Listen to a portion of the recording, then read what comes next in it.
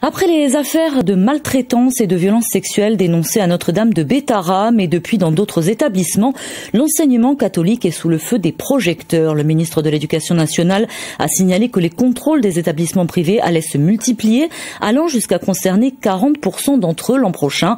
Nous sommes allés prendre la réaction des équipes du collège-lycée Jeanne d'Arc de Bastia, un établissement qui n'a fait l'objet d'aucune plainte, mais où l'on est très attentif. Pierre Nicolas avec nos équipes.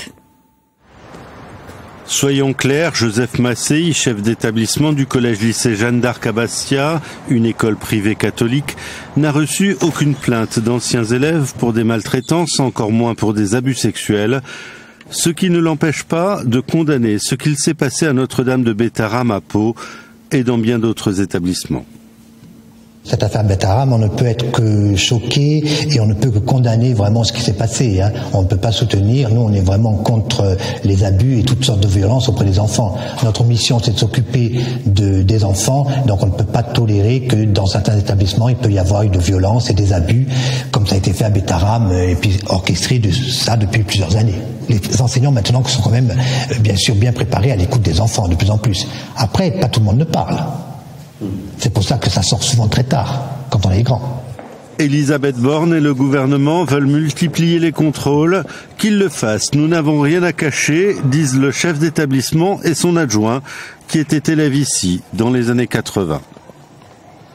Vous savez, nous, il y a un curseur qui est assez révélateur, c'est qu'on a couramment dans l'année, nos anciens élèves, dès qu'ils sont en première année d'études supérieures ou deuxième année d'études supérieures, reviennent dans l'établissement sur leur temps de vacances, sans qu'on leur demande quoi que ce soit, parce qu'ils ont besoin de retrouver l'ambiance de l'établissement. C'est un peu un repère pour eux.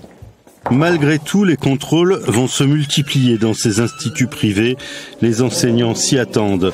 Pas parce que la sécurité à l'ancienne aurait encore cours, dit-on ici, mais parce qu'il faudrait peut-être, si on veut faire remonter des informations, aider à le faire. C'est une nécessité de ne pas rester dans une zone obscure pour le bien-être de l'enfant, pour aussi faire en sorte que nous, en tant qu'adultes, nous sommes une personne de confiance et que cette parole, si elle est libérée, nous devons être présents. Après, ça suppose encore une fois que nous soyons formés, encore une fois, parce que trouver les bons mots au moment où la parole se libère, c'est très compliqué.